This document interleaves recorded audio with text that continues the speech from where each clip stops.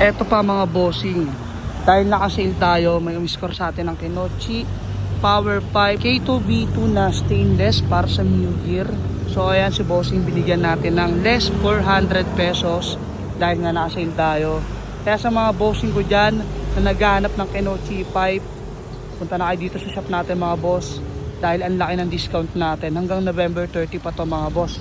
Siyempre flex natin kung gaano kaganda tong Kenochi. Ito yung kasamang elbow mga boss, oh. Dual gat yan, napakaganda. Ito naman yung heat guard. Tapos ito mga boss, yung bracket ng canister. Dito nakalagay yan, oh. Diyan siya nakalagay. Tapos ito naman mga boss, dito yan. Nakaganyan siya. At syempre, ito naman yung canister na. Napakapogi mga boss. Ayan yung loob. Half screen type.